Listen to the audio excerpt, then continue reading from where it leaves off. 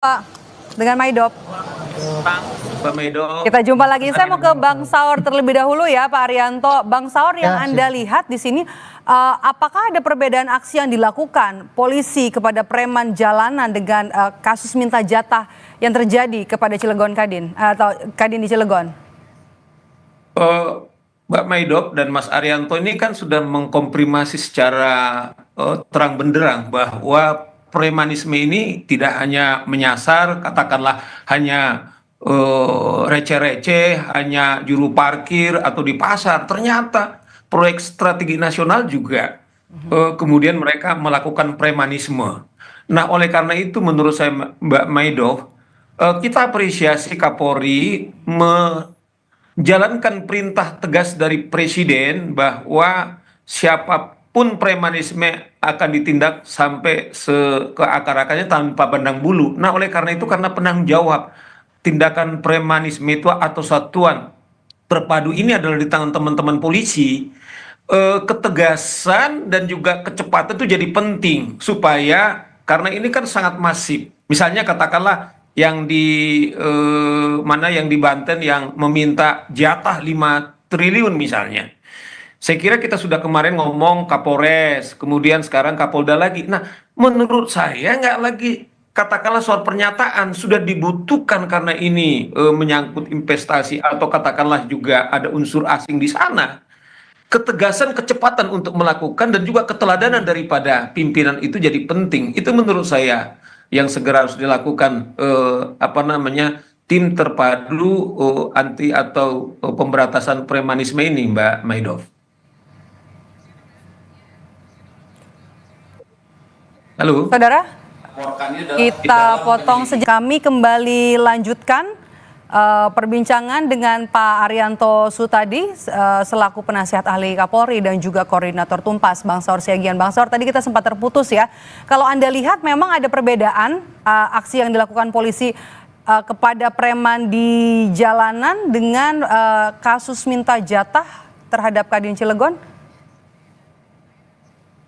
Kelihatan berbeda, misalnya kan Pak Kapolri dalam konferensi pers bukan saja hanya Bareskrim kemudian yang diterjunkan, tapi juga Kabar Harkam juga dan Brimob. Ini membuktikan bagaimana Polri betul-betul serius. Nah, oleh karena itu kita berharap bersinergis dengan Menteri Dalam Negeri, dengan Kumham soal sanksi administratif. Ini harus inline gitu loh. Artinya beberapa kasus yang sesungguhnya kan kalau kita lihat di Undang-Undang Ormas, tindakan yang bisa dilakukan sekaligus, misalnya kalau dia tindak pidana, pada saat yang sama kan dia juga melakukan pelanggaran di administratif. Nah, maksud kami, kementerian juga sudah memberikan katakanlah penjelasan. Yang sangat kita butuhkan segera adalah aksi. Paling tidak ada beberapa yang sudah viral, segera dilakukan peringatan. Kan di undang-undangnya cukup seminggu, kemudian aktivitasnya diberhentikan sebelum kemudian dicabut. Gitu loh Mbak Maidov. Oke. Pak Arianto, jadi yang dimaksud mau diberantas sama Kapolri ini aksi premanisme jalanan atau yang hanya mengganggu investasi? Semua aksi premanisme. Jadi ya sekarang ini kita operasi ini adalah pemberantasan semua aksi model-model aksi premanisme. Nah, premanisme itu secara garis besar ya sekarang muncul yang belakangan ini bisa bagi dua lah. Preman ecek-ecek kecil-kecilan itu preman jalanan, sama preman yang masif. Preman yang masif itu adalah preman yang anggotanya itu besar, wilayahnya itu jaringannya luas, atau yang sangat bosnya itu sangat berpengaruh sehingga dampaknya itu sangat besar. Nah, kalau preman kecil-kecilan itu paling kan menguti di pinggir-pinggir jalan, recehan gitu ya. Tapi kalau preman-preman yang kelas kakap ini, dia mainnya kepada di proyek-proyek itu tadi mengancam minta jatah sampai triliun, contohnya itu. Itu namanya preman besar.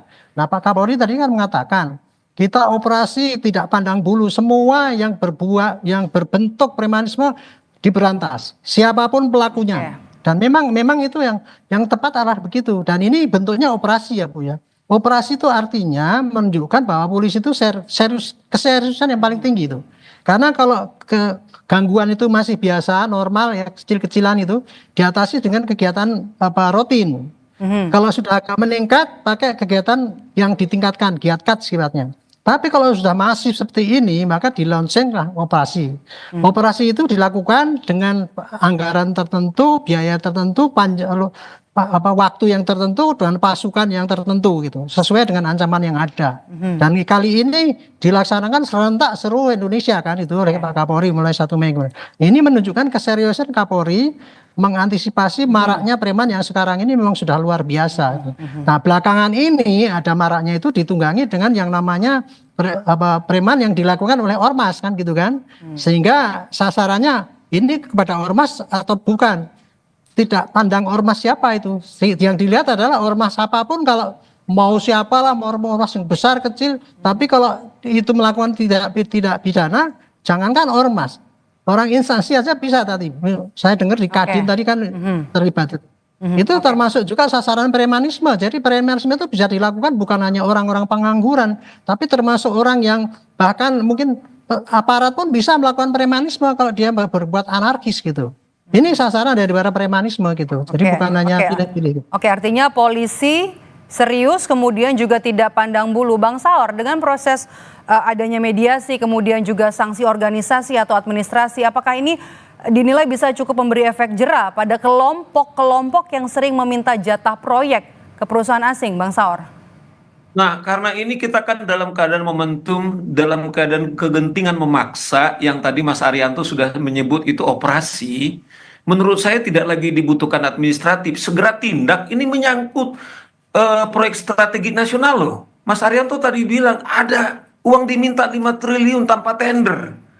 Ini kan menurut saya bukan lagi soal administrasi, ini sudah pemaksaan, sudah menghambat investasi, terlalu banyak pasal yang segera dikenakan. Makanya saya dorong kepada teman-teman Kapolda atau Kapolres, instruksi Kapolri itu dibutuhkan kecepatan dan juga rasa percaya diri. Jadi mereka bukan saja katakanlah diperintahkan oleh Pak Kapolri, tapi juga instruksi Presiden sebagai kepala negara dan kepala pemerintahan. Lebih dari itu masyarakat sekarang menunggu. Kita lihat misalnya kayak kasus katakanlah di salah satu pasar besar itu yang di Pasar Rebo. Ya kan mereka memelihara ada ratusan pedagang yang setorannya kepada mereka dan sudah berani melawan. Tidak melihat ini medop kecil, tapi ini adalah merepresentasikan bahwa begitu banyak warga negara Indonesia mengumpulkan 1.000, 2.000 rupiah, tetapi ada yang pemalak dapat 20 orang, bahkan ada salah satu yang di pasar itu 30 karcis diminta. Nah, kapan mereka kemudian bisa mendapatkan keuntungan kecuali memenuhi kebutuhan daripada para preman itu. Jadi saya tidak melihat ini kecil. Genting tentu bagi pedagang sayur, tentu keuntungan 5 sangat besar dibandingkan misalnya nggak selalu Apple. Itu untuk yang di jalanan ya Bang Saur ya. Jadi kalau kita lihat sebenarnya untuk yang ormas juga sanksi administratif dan juga mediasi tidak bisa kemudian memberikan efek jera. Tapi Pak Arianto, kalau kita lihat dari kasus yang terjadi di Cilegon, kenapa ini justru didorong ke mediasi padahal jelas dari video yang beredar kan terlihat di situ ada intimidasi. Nah, itu yang saya salahkan kepada Pak Kapolres. Semoga sekarang ini kan Kapolda turun. Saya nggak ada kepentingan Kapolres kemudian memediasi. Biar diantara mereka, saya ulangi lagi, ini bisnis. Bisnis itu selalu adalah untung-untung. Tidak kemudian Anda minta jatah Anda 5 triliun tanpa kemudian ada tender. Lah, ini emang tindakan sosial dari nenek moyangmu. Itu kan menyangkut adalah usaha sangat besar strategi nasional. Nah, oleh karena itu tidak urusan Polres itu atau polisi, teman-teman polisi soal katakanlah mendamaikan, tetapi segera menindak supaya apa? Deterrent effect itu, efek jera itu kelihatan, termasuk juga ormas seperti dibilang Mas Arianto segera dibekukan, apalagi ada yang mencatut pejabat, bahkan ada presiden, ini membuktikan kan nakut-nakutin. Kadang-kadang pemerintah atau pejabat jadi agak ragu-ragu. Ini tidak boleh lagi. Perintah daripada presiden yang diberikan Kapolri itu jelas terang benderang gitu loh Mbak Bedo. Pak Arianto, respons Anda. Jadi ini sepertinya didorong untuk justru mediasi ya, padahal dalam video sudah jelas ada intimidasi di situ. Intinya itu ya Bu, kalau operasi itu ada pelanggaran yang kelihatan itu pasti kemudian ditindak gitu. Walaupun pelanggarannya itu sudah terjadi, itu kan hanya rekaman yang ada ya kan. Hanya rekaman video gitu kan, nggak ketika itu ninjaknya kan. Nah itu sekarang turun ke situ, polisi tadi Pak Suyudi kan mengatakan kita akan lidik kan gitu kan. Karena kalau polisi itu Bu, kalau menindak suatu pelanggaran itu harus pakai bukti-bukti awal yang cukup sesuai dengan KUHP kita. Nah inilah nih koreksi saya pada KUHP kita itu. Disinilah kadang-kadang kita jadi hanya karena ingin membuktikan lengkap itu, jadi lambat kan tindakannya itu untuk ngerem tindakan-tindakan yang brutal itu. Nah dalam hal ini itu tadi begitu datang pertama kali ya pasti arahnya dicoba dibina dulu gitu. Karena di dalam undang-undang ormas ya itu ada tahap-tahap itu. Kalau kita pakai undang-undang ormas itu sasarannya ditegur dulu, kemudian peringatan 1, 2, 3 baru dicabut apa izinnya dan sebagainya itu ya. Kalau untuk operasi preman ini tidak pakai undang-undang ormas yang dipakai, itu undang-undang pidana biasa karena pelanggaran pidana biasa itu. Ini juga yang Jadi, saya pasti akan ke situ arahnya Pak Kapolda kan lihat itu nanti. Apa kalau memang itu betul-betul terjadi pemerasan kayak pidana, kalau saya pikir cara berpikirnya mesti gitu, tidak ini sudah ada pidana, kemudian sudah ada operasi gini, kemudian nanti masih dibina dan sebagainya. Nah, itu nanti jadi nggak ada gunanya kita operasi kalau gitu. Kalau pembinaan itu pada masa lalu mestinya dia melanggar kecil ditegur baik, nah, itu boleh pembinaan. Tapi kalau sudah malak besar kayak gitu dan sebenarnya ketangkep tangan lah pakai perekaman itu mestinya ya penegakan hukum yang yang betul-betul efektif betul. Saya kira arahnya gitu ya. Jadi tidak hanya mediasi, sanksi administrasi, tapi sudah masuk ranah pidana. Iya, kalau yang namanya malak itu seperti di Cilegon itu kalau minta tanpa tender itu kan pakai ancaman itu kan. Seorang pengusaha diminta kayak gitu kan otomatis kalau nggak ngasih kan dia takut apanya nggak diganggu dan sebagainya. Itu ancaman itu namanya itu udah pidana itu bukan kebijakan itu. Kalau itu pandangan saya kayak gitu ya, jadinya saya nggak ngerti tadi bagaimana prosesnya setelah menteri datang itu mau dibina apa tidak. Tapi arah saya kalau kejadian yang seperti kayak itu mestinya disidik dan kemudian kalau memang sudah ada pemaksaan itu sudah bentuk daripada premanisme yang harus ditindak dalam operasi ini. Itu. Oke, kita akan pegang ini ya untuk kasus di Cilegon. Tapi Bang Saur, kalau kita lihat kan tadi kan Pak Arianto juga sudah bilang kalau Polri ini berjanji untuk memberantas aksi premanisme di jalanan dan juga yang sudah mengganggu investasi. Polisi ini kan memberantas premanisme dengan cara merazia preman, begitu ya. Kemudian juga membangun posko-posko satgas. Anda nilai ini cukup? Ya, kan paling tidak kan sudah segera hadir di lapangan teman-teman kita polisi. Kan kita lihat misalnya seperti saya bilang, kita tidak selalu ini katakanlah di pasar itu bicara receh, tapi fundamental soal pendapatan ekonomi daripada katakanlah masyarakat yang kecil. Ya, sama dengan ini yang katakanlah yang 5 triliun yang dibilang tadi Mas Arianto. Nah, oleh karena ini operasi sedang dibentuk. Nah, yang dibutuhkan memang ketegasan dan masyarakat dengan hadir satgas di beberapa atau di tempat-tempat yang strategik, kemudian itu merespon atau menginspirasi publik berani melapor.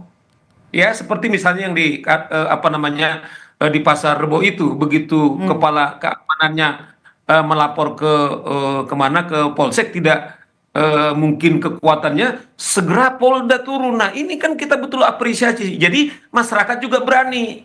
Andaikan misalnya dia mengancam akan menurunkan anggotanya sekian ribu misalnya, kehadiran alat negara dalam konteks polisi, pasti mereka berhitung. Karena kan sering mereka ngancam-ngancam bullshit soal berapa jumlah kepala, bahwa mereka nggak bisa dibubarkan. Yang dibutuhkan adalah wibawa dan ketegasan, bahwa mereka itu tidak berhak untuk melakukan pemerasan atau ancaman atau katakanlah untuk menindak seseorang gitu loh Mbak Medo. Oke, baik, kita pegang janji Kapolri yang akan memberantas tindakan premanisme tanpa pandang kelompok. Terima kasih sudah bergabung bersama kami Pak Arianto Sutadi dan juga Bang Saur Siagian. Sehat selalu Bapak-bapak. Terima kasih.